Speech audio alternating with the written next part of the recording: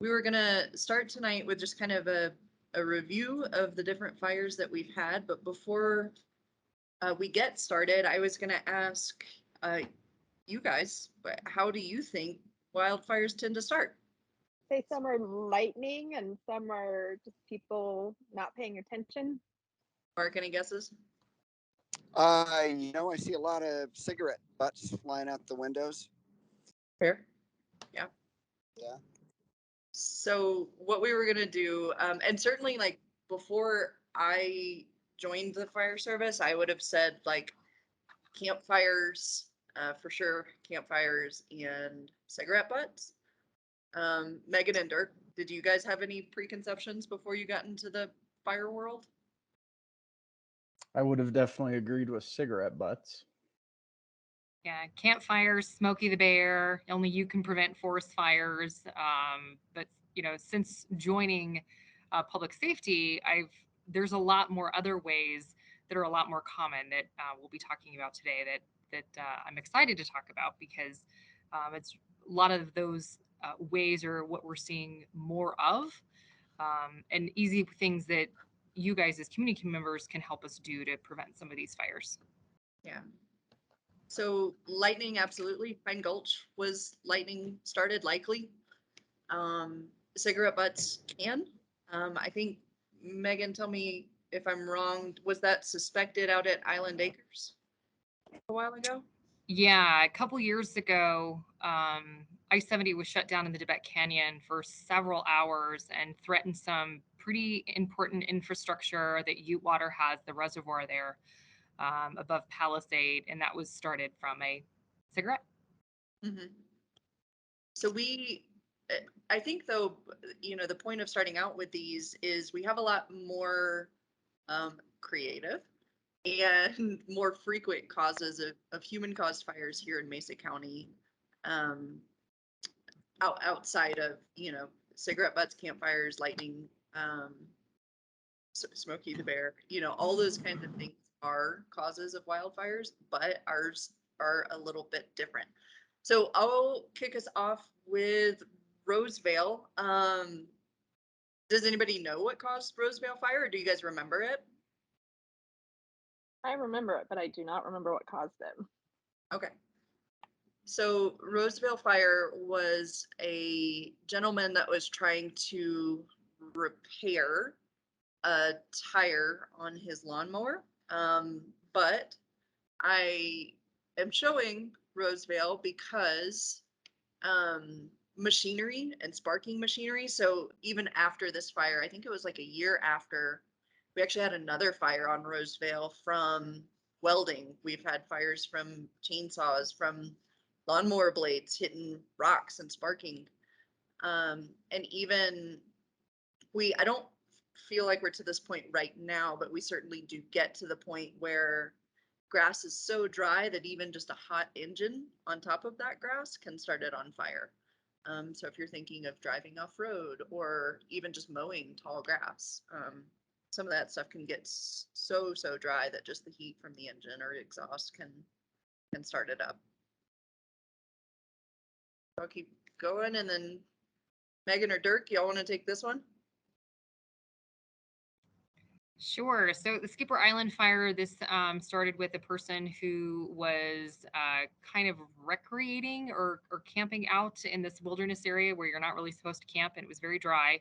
And the person thought they were doing the right thing when they used the restroom and were trying to dispose of their toilet paper. Instead of burying it or packing it out, they set the toilet paper on fire to dispose of it. And that sparked this fire that burned for several days, shut down I-70, threatened, it actually jumped I-70, and shut down power for, I believe Glade Park was affected, and the Fruita Hospital was affected too. So this was a very serious fire that started from toilet paper, which is not a usual thing, but definitely had a major impact. Not an uncommon kayaking practice though, to try and burn that and get rid of it. And Dirk or Megan, would you let whoever that is in? Got 'em. Thank you. Dirk, do you remember this one or do you want me to cover it? I actually do not remember that one very well.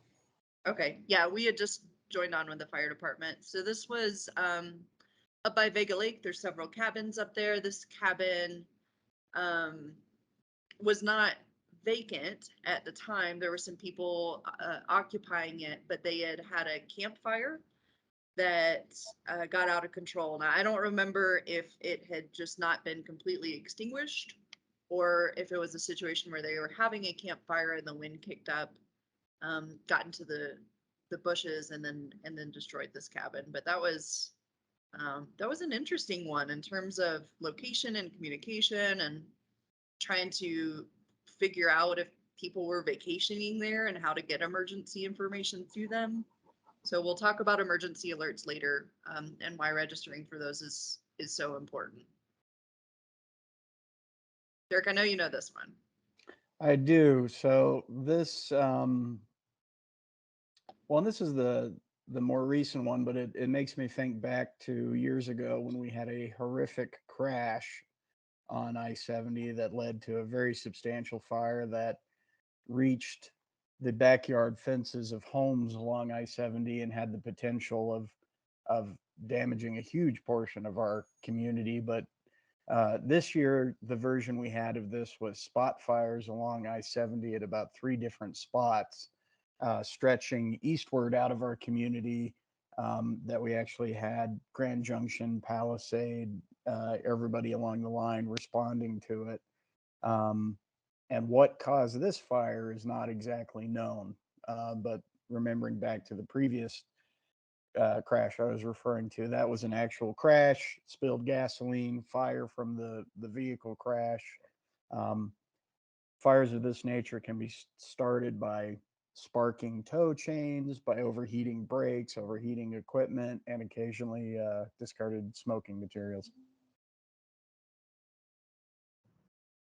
When they are, um, when the fires on the interstate, I always feel like we have at least one good one every year that's like several Yeah. miles long on the interstate. Yeah. Um, and that we can't always determine where that comes from, but it kind of points to either, like Dirk said, brakes that are sparking because they need to be replaced. Um, those tow chains kind of dragging um, and sparking along the way, which the driver may not even be aware of. But when you hitch up, make sure that those chains are off the road, especially if you hit a speed bump or maybe if your suspension isn't where it should be either. Making sure that you're not causing those sparks along the way. I think we keep losing Mark and Oh, to us. Mark is on again, off again. Welcome back. Thanks. Sorry. No worries. You're good. Dirk or Megan, I know both of you guys responded to this, so I'll defer to you. Yeah, go for it, Dirk. I'll speak to fires along the riverbanks as kind of a general thing. Is that it's not necessarily. That's my dog complaining in the background. If you can hear her, you don't necessarily associate rivers with fires, but we actually get them around here fairly frequently. That there's due to the water source, there's a huge fuel load, and it's frequently in remote areas that are hard to get to. Um, this particular fire created a huge column of smoke that you could see across the Grand Valley. And something like that, even if it is a contained fire, it just plays havoc with our dispatch center because they're answering calls nonstop, either people trying to alert about the fire or people concerned about the fire. And this particular one we're talking about was a agricultural burn that got out of control, and that was a good one. If you heard that one, she wants to go outside. This one, the agricultural burns, not only do they reduce fuels, which is very helpful, but they can occasionally get out of control. And our messaging to the community is always be very aware of weather conditions, that if those heavy winds can push your manageable fire to an unmanageable size very quickly. Yeah. I think, we see this on farms too all the time. It's just making sure that you have enough people to control the size of the fire that you're managing, right? Like if it's just you, it needs to be pretty small. Um, so whether you've got a burn pile, in Glade Park, or you've got an ag burn, making sure that you've got water nearby. And I didn't even realize that I included this, but I've also got a little bit of train track gear. Mhm. I don't think we've had a train caused fire, but I know they do happen. Can you It's guys think more of any? frequent. We have a train affected fire that we have to shut down trains. Right. Yeah, and we do have some areas in the community where there's a lot of easements on train track lands nearby where there's a lot of thick brush and fuel, and we have some people who are illegally camping in those areas and starting campfires. And at the sheriff's office, we've been trying to identify those areas and try to do a lot of fire mitigation work when it's not summer and it's not dry. To be able to reduce those fuels because some of these areas butt up right against homes as well. And a spark in that area with the big, thick, dry brush next to the train tracks and next to the homes, if we get some crazy winds like they saw with the Marshall fire in Boulder, we could very easily lose some neighborhoods. So we've been working very closely with the Grand Junction Fire Department and the Two Rivers Wildfire Coalition to do some of that mitigation work in that kind of no man's land areas, those creek areas that have a lot of fuel, to try to do some mitigation there. Something else I think is important to point out with this photo, if you noticed in the hill, there's snow on the ground. A lot of people think that, hey, I can burn. We've got snow. It's not a big deal, but it's better to burn during that time of year. However, you still need to have the proper equipment, have a water truck nearby for a property this size.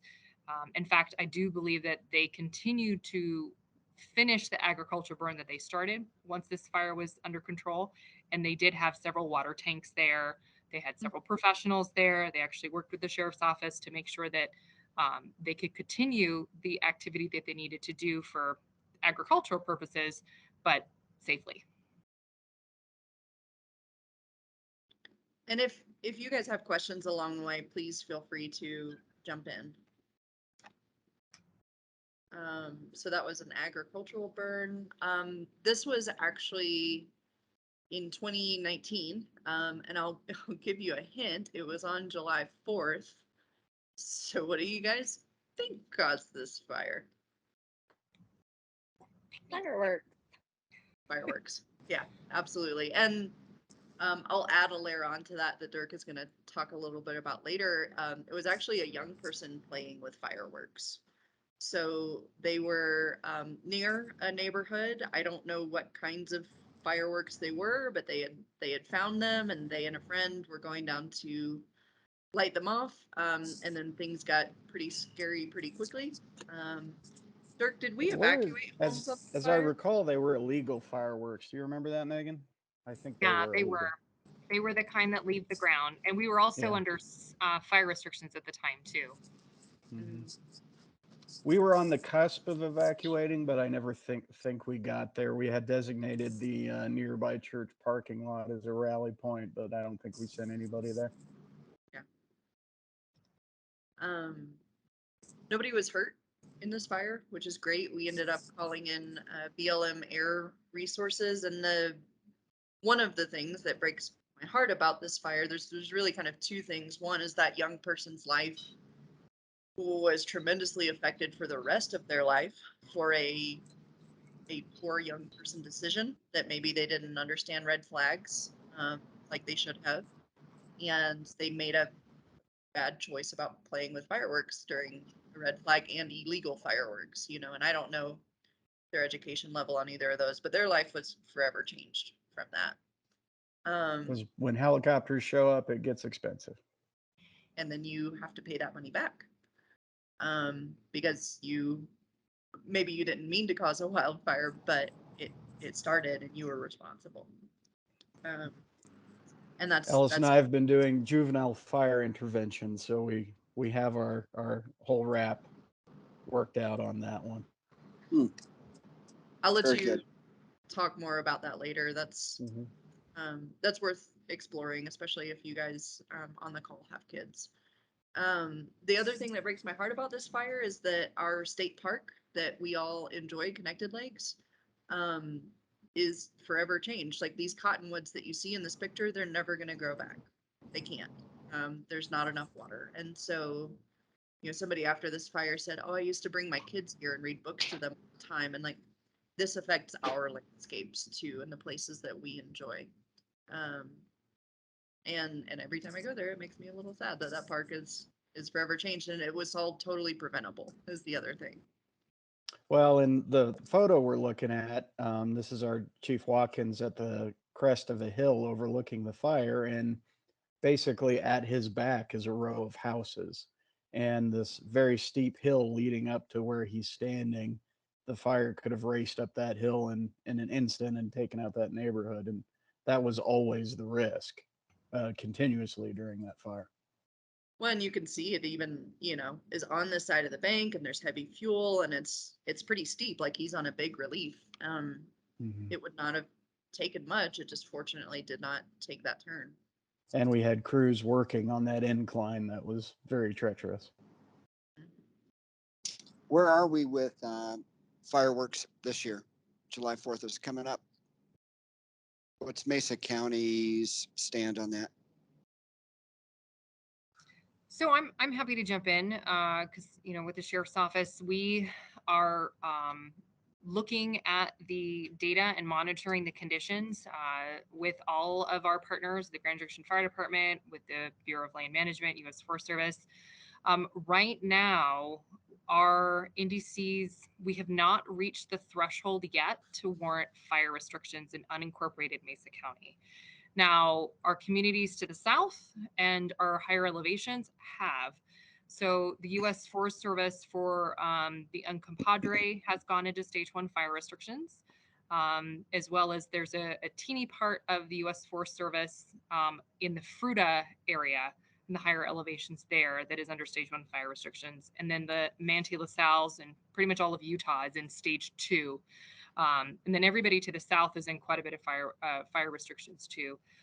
We are gonna we're gonna get a new set of data in next week, and we will take a look at it again, and then that will determine if we'll be in stage 1 fire restrictions for unincorporated Mesa County. But regardless of if we're in restrictions or not, the danger and the potential still exists, especially if we get a really windy day and a hot and dry day.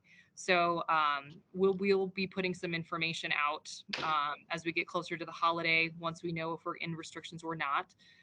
But as of right now, you will see the fireworks stands start to set up. I just drove by one today.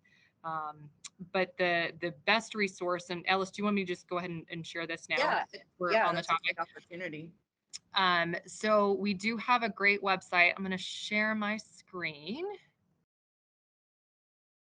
here.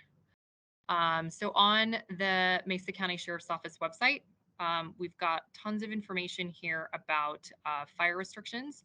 As you can see right now, there are none in unincorporated Mesa County. Also on this website are a lot of information when it comes to open burn season. And if we do go into fire restrictions, there's some great graphics here about what exactly that means. Another tool that I will point out here is this fire restrictions map. So when you click on that, it takes you to this interactive map that we have, and this is kept up to date. And if you access it on your phone, it'll actually show your location and where the fire restrictions are. So right now, that's the Uncompahgre National Forest, and they are in stage 1 fire restrictions. But unincorporated Mesa County and BLM land in Mesa County does not have any fire restrictions. Also, through the different tabs, there's more information. If you scroll all the way to the right, you'll see Colorado fire restrictions across the entire state. So everybody that's kind of blued out currently has fire restrictions. So you can see right now, we're kind of the wettest areas thus far in the state. And that may change, and that will probably change as the summer goes on and as we get hotter and drier. If you like to go camping, another great resource for you is West Slope Fire Info. This is a great place to check to see where there are fire restrictions. If you're planning on going to Delta, Gunnison, a lot of our great communities to the south of us. And I'll put the link to all of these in our chat area as well.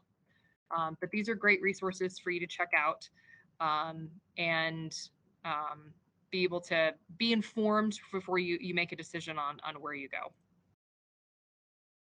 And then Mark, to your question about fireworks, I would be remiss to not mention too that just our local ordinance is that if it goes up or blows up, it's illegal, right? And so if you, Sure. yeah, if you do see those kinds of things happening, you know, we encourage you to have good relationships with your neighbors. Be aware of those weather conditions. It would be great if you can have those conversations with your neighbors.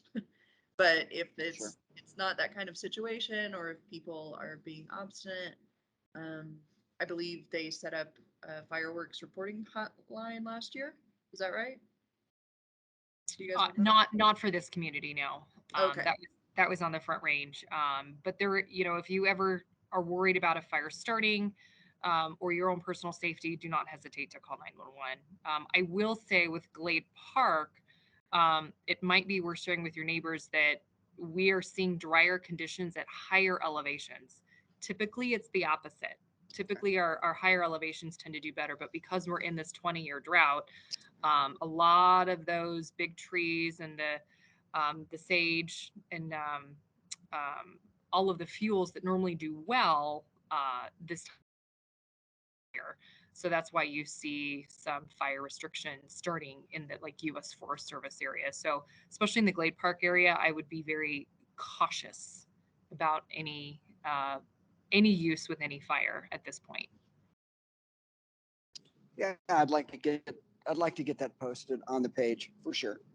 The Glade Park page and the fire mitigation page. So if you've got any information on that to share, I'll post it. Yeah, absolutely. I will put that on my list and get that to you. Thanks, Megan. And Sure. Megan will connect you and Mark by email as well, so you've got each other's information. Wonderful. Thank you so much. My pleasure. The last kind of common or more common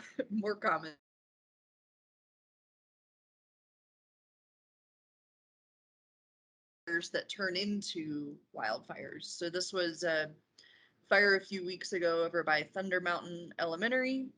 This home caught on fire. There were 50-mile-an-hour winds that were threatening to spread it to the surrounding neighborhood.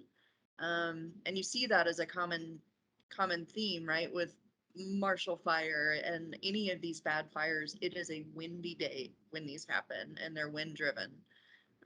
So just being aware of conditions, knowing those fire restrictions, visiting that page that Megan just showed us, and educating your kids as well, because when Dirk and I are seeing kids that have started fires, they have no clue what a red flag is, and they're not aware of those conditions like they should be. So we take that opportunity to educate them, and if you have an opportunity to interact with young people and share that information, that's a big deal. So Dirk, I'm gonna turn it over to you, and whenever you need the slide flip, just let me know. Yeah. I'm just going to do kind of a quick overview of home fire safety concepts. As Alice just was alluding to, it occurred to me today that, you know, people frequently talk to their children about drugs, talk to their children about not speaking to strangers, but like having the big fire safety chat is not necessarily something that happens. Um, and when we do have our juvenile fire setter intervention program, or youth fire intervention, they change the name frequently. We get to firsthand speak to these kids and kind of learn about their thoughts about fire. And the ones that are concerning is that they believe they can control it. And when you add in all of the things we just discussed, the reality is no, they absolutely cannot. if the grass is dry, if the bushes are dry and the wind is blowing, something they think that can easily be blown out is going to actually grow exponentially very quickly. Cooking safety is something we talk about a lot. We try and discuss, um, particularly in the kitchen, having a 3 foot kid free zone around the stove, not just for um, the direct heat of the burners and things going on top of the stove, but also things in pots and pans on top of the stove. If you've ever seen scald injuries on a young person who accidentally knocked over a pot, that can be a life changing experience. I just went to a conference where I heard from a burn survivor who was burnt in a fire when she was very, very young, and she wound up being Miss Colorado in her adult life, which is an amazing story. But the message she wanted everyone to hear, and loud and clear, is that recovering from burns is a awful experience. So we take that very seriously. Um, Leading cause of fires in the kitchen is unattended cooking. In 2022, we're looking at our phones, we're looking at social media, we're getting engaged with our family, and we forget that we're cooking something on the stove, and that's when these things occur. Go ahead, Allison. We'll jump forward. Oh, and I was just going to say, I work with elderly, and a lot of this is the Mhm. same as what you're talking about. They leave it unattended, they go and take a nap, they forget they got something cooking. So this is like a huge thing in my building, and I like this little flyer. It's very simple and um, good information for not just Absolutely. kids, You but know, the Alice and other I have end of that range visited. too. Yeah, Alice and I have visited many elder care facilities or elder living facilities, and that is a theme we hear over and over and over: is that the fire department is here all the time because our working smoke alarms are always going off because of cooking. We forget we're cooking and we cause fires. That we hear that very, very frequently. So Well, one of I'm gonna the have to get you on my schedule to talk to my residents at some point. Yeah. Yep. happily, yeah. One of the things we do suggest to older folks is getting an egg timer, right? So younger people might feel comfortable setting a timer on their phone every 5 minutes, not just a timer for when the food's done, but a timer to keep taking you back to it. Um, and older generations may feel more comfortable with that egg timer to help remind them, Sometimes lots of egg timers. or lots of egg timers in all the different rooms. Yeah. So smoking, we talked about smoking being a cause of wildland fires along roadways. I've actually seen some of my nastier home fires have been a result of smoking. When we do youth fire interventions, we talk about the science of fire and what fire needs to burn. So we talk about the fire triangle, and we talk about that fire needs fuel, it needs heat, and it needs oxygen. And frequently with cooking fires and smoking fires, we see people in a elevated state of panic making choices that takes a little fire and makes it a great big fire. So they throw open doors, they open windows.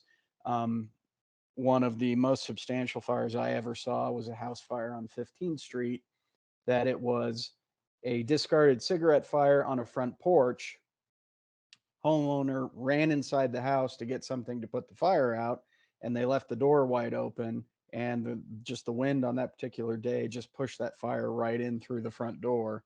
And that was a old timber construction house, and it burned for about 24 hours, and we dumped about 1 million gallons of water on it, and it was still burning. And that was just one little cigarette.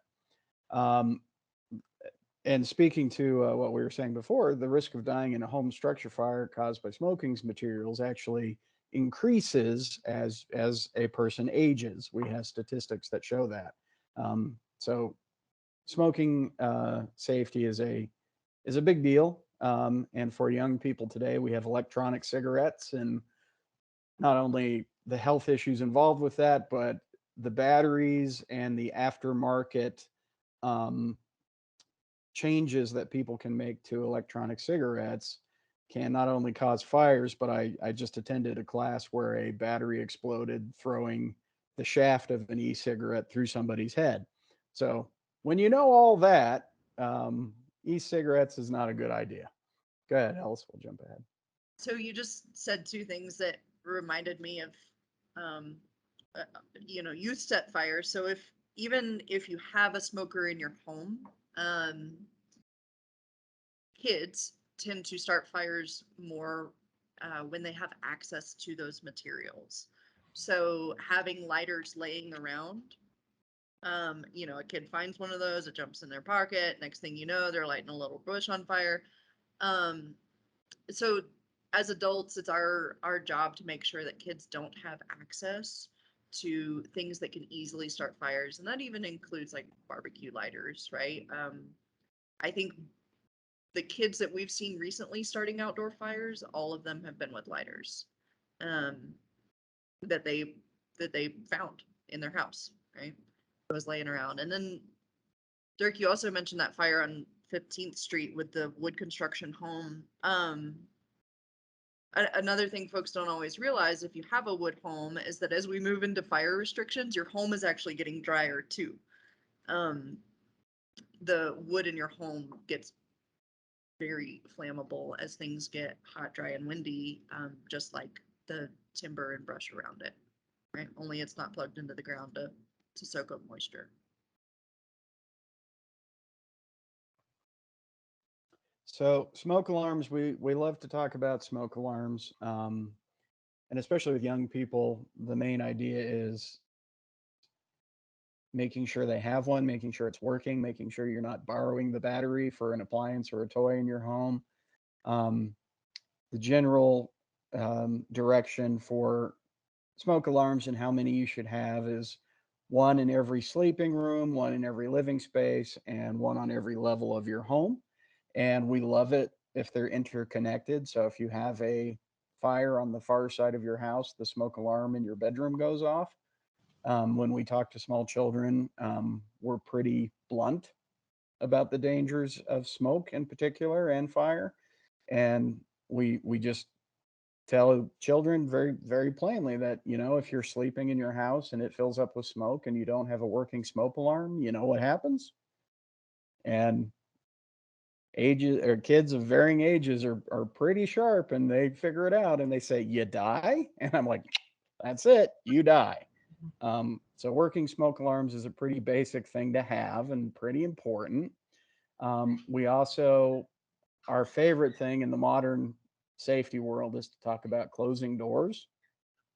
So in Western Colorado, where it's very hot and dry and we all have evaporative coolers, it's not very practical to close up all the doors in your home at nighttime. But certainly when you leave your house is unattended, make sure all the doors are shut, and then maybe a very small fire can stay very small by the time we arrive to put it out. We have had several structure fires in the last several years that it was a very small smoldering fire in a closed room that we were able to either go in through a window or open the door just a little crack and spray water on it, and the fire's out and it didn't go anywhere.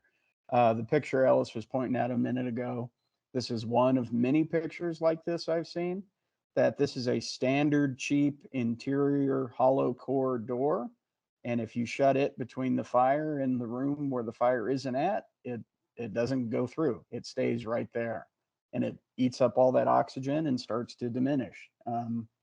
Closing doors is a very critical part, not only of uh, safety planning, but also um, evacuation planning. That if everybody gets out of the house and closes all the doors behind them, that fire is going to stay put instead of running wild through your house. So even if you are evacuating, and it's cool that these are interchangeable. If you're evacuating for a wildfire, you close all the doors. If you have a house fire, you close the doors on your way out. Try not to panic and leave every door open. That's when fire goes through the whole house and then starts to endanger the vegetation and your neighbors around you. Um, and then, yeah, just good practice when you leave in the daytime, close all the doors. If you have an electrical fire, it will hopefully be contained to that room, and somebody will see the smoke and get fire services there quickly. And I always ask people, so how often do you test your smoke alarms? And I get a variety of answers, and the actual answer is every month we're testing our smoke alarms. Now I know we have a lot of ranch style houses in western Colorado. Sometimes the ceiling is 16 feet tall. That's why it pays to have a smoke alarm poking stick in the house. That's what I do. Um, so I'm starting to sound a little bit like Chicken Little when I talk about batteries, but I've been to enough classes recently that I'm getting a little agitated about batteries and the proliferation, particularly of lithium ion batteries in household items. Um, Without getting too deep into the science of batteries, slide has a little in the middle things that have and very short explanation. The batteries have parallel layers of material that are not supposed to touch. So if the battery is damaged, like sticking a nail through it, those layers that aren't supposed to touch start touching. And then the battery heats up and it can achieve what is called thermal runaway, where the battery either vents very hot poisonous gases and then cools, or it explodes, or it gets very hot. Oh, I think you froze. I think it would surprise most people to. Oh no, we're losing Dirk. I think we're losing Dirk. Well, while we work on Dirk's connection, jumping back to the smoke alarms Their really cell quick, phone. I wanted to share with you, if you or somebody you know needs a smoke alarm, the Red Cross will actually give you 3 smoke alarms for free. And so that is a great resource. I'll put a link of where you can find more information there. And this is the Red Cross throughout the state of Colorado that they will give you the free smoke alarm. Again, you can just sign up. You can also sign up to donate. You can also sign up to volunteer to install smoke alarms. I've done it as a volunteer for the Red Cross for several years now, and it's amazing how many people who live in modern homes that don't have a smoke alarm, and you could potentially save a life by, um, being a volunteer and installing a smoke alarm there too. So anyway, so that information's in the chat. Thank you, Megan. Dirk, do we have you back? You do. I was just making an excellent point about cell phones. What I was in the middle of saying is that everybody, before they go to bed, they plug in their cell phone and then they go to bed. And the direct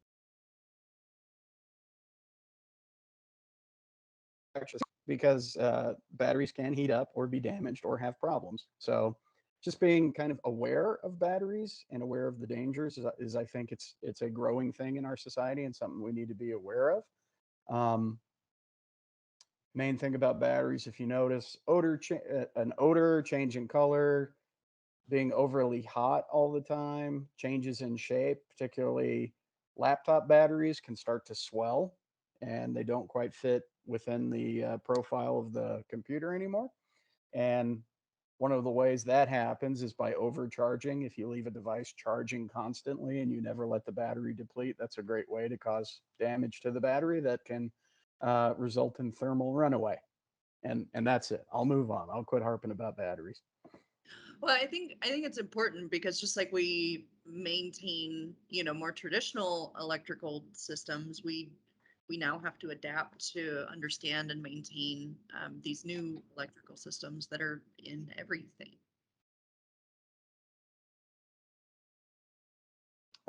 Clothes dryer, that's another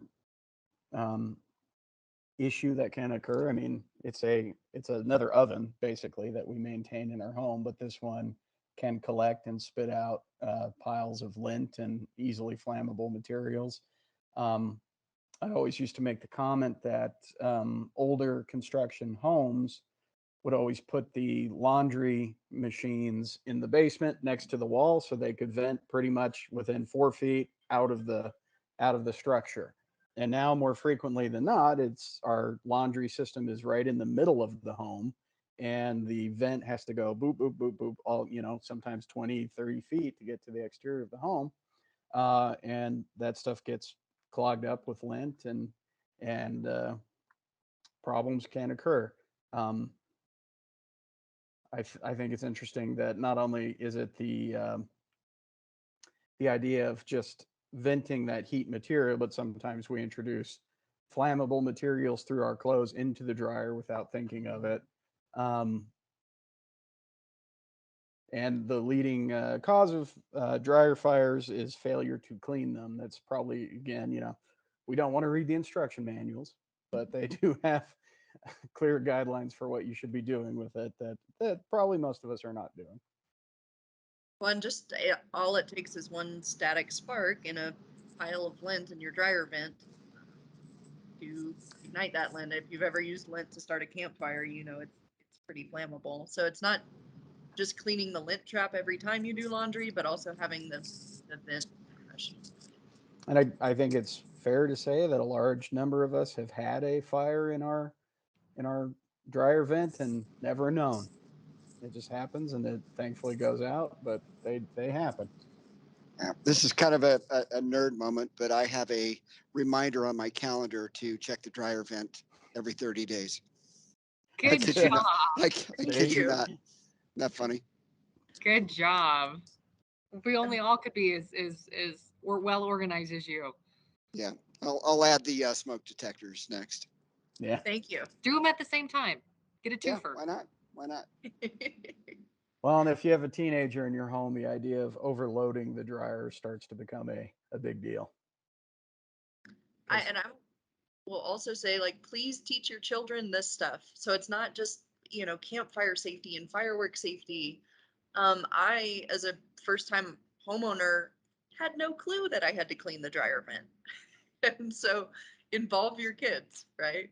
Um, Teach them about fire safety in the home and in general. All right, it looks like we're going to transition over to Megan, and we are almost done. We're going to wrap it up here. Yeah, so a little more facts about fireworks. I know we kind of touched on this a little bit. The if it leaves the ground, it's not technically allowed in the state of Colorado. But really, any type of firework produces a spark and has the potential to burn or cause a wildfire. I know it used to be really popular, especially when I was a little kid, to use sparklers, but those are really dangerous and can burn. We've all seen the demonstrations where they stick a firecracker in a watermelon and it explodes. That could be the same as a head, as a hand.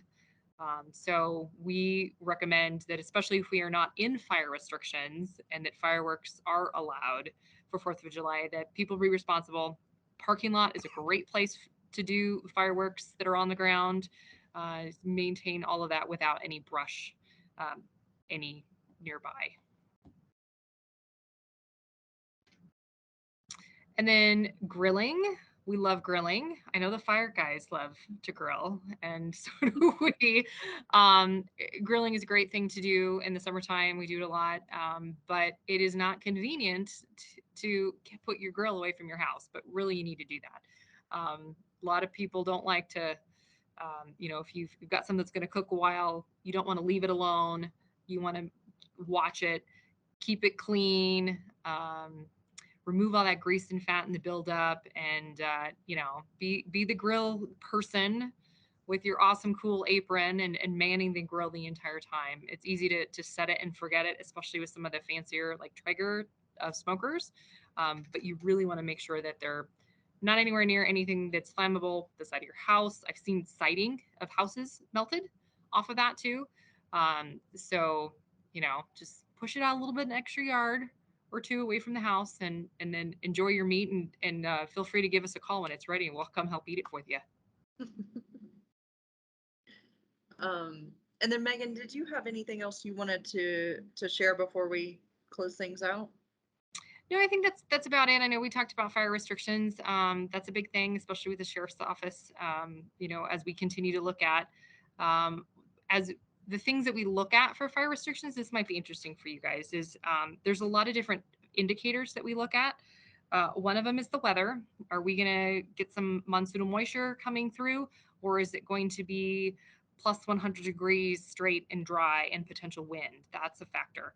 We also actually have some scientific data that the U.S. Forest Service and the Bureau of Land Management actually go into our regions and they measure just how dry our trees are at all different elevation levels in all different areas of the region. That's why you see folks to the south and some of our higher elevations are in fire restrictions, but we are not yet because we actually are physically measuring. And then once it reaches a certain threshold, then that's an indication for fire restrictions for stage 1, and then it even reaches a higher threshold for stage 2. We also look at, as we said, human cause factors. So 4th of July is one too. So if we're like right on the borderline with 4th of July or a very popular camping holiday weekend with campfires coming up, that may play into the factor as well.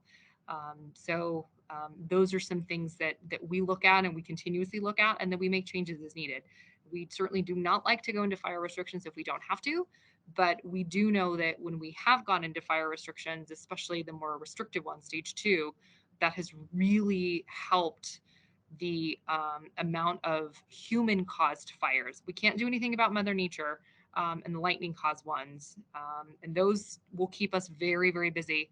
You remember 2 years ago, the Pine Gulch fire, that was Mother Nature. But could you imagine if we also had on top of that, a bunch of human caused fires as well, pulling resources away from the big Pine Gulch fire? It could have been a very different situation for our local community. So we always appreciate your help and appreciate you guys taking the time to join us today to learn more about this.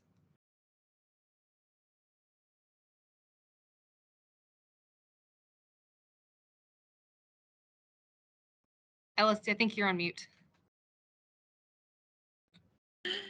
Thank you. Thank you, Megan. We talked about different ways that wildfires happen in Mesa County. There's some unusual ones out there that you might not think of. We talked about home fire safety because that is a big contributing factor, as we move into summer. If we're still having home fires on red flag days, there's still potential there. So you can act in your own home. And then we also talked about sharing, kind of having the talk with your kids as it relates to fire. Teach them about red flag days and fire restrictions and good fires versus bad fires. And if you are curious about the consequences of fire, Dirk and I are happy to help you out with that. I think before I totally leave the topic of kids, the age of culpability in Colorado is 10, right? And 10-year-olds can make a lot of bad choices if they have access to things that can start fires, and maybe a lack of supervision. So I think having, the fire talk with our kids is important out west. And if you have an opportunity to do that with your family, we appreciate it. The last 3 things, in terms of preparing your family, and this is also a kid-friendly activity, is to get a go kit. So we say get a kit, make a plan, and stay informed. On the Two Rivers Wildfire Coalition website, if you go under resources for residents and prepare your family, this button will take you to what goes in a go kit and where do I keep it. That's in case you have to evacuate. You'll have the supplies and the documents that you need to leave your home with peace of mind. Make a plan with your family, just like you remember fire drills in elementary school. You can kind of have a wildfire plan too. That's 2 ways out of your neighborhood and a place where you and your family are going to meet. And then this last one, register for emergency alerts. That's making sure that you are going to get notices for emergency alerts on your phone. So we have 2 ways of sending emergency alerts in Mesa County. If you imagine that we have a popular hiking trail or a camping area and a fire breaks out, we're going to have people from all over the place there. You can kind of draw a circle around that and send notifications to all the mobile phones in that circle. But registering your phone, it ties it to an address so that if there's, say, a fire near your home, but you're at work, you're not technically in that circle that we're going to be sending alerts to, but you will still get the information that you need to make the right choices for you and your family. And when you register for emergency alerts, you can put in your home, your kid's school, the place where you work, grandma's house, whatever you want, and you'll receive those alerts for those different locations. And you can also choose the kind of alerts that you want. Wildfire is just one of them. There are public safety alerts and accident alert when we have, say, an ice storm in Grand Junction and the roads are real slick and people are having accidents all over the place. So you can choose to receive those different kinds of alerts when you sign up for them. And I think that's all I've got. I would happily open it up for questions though, if you guys have any.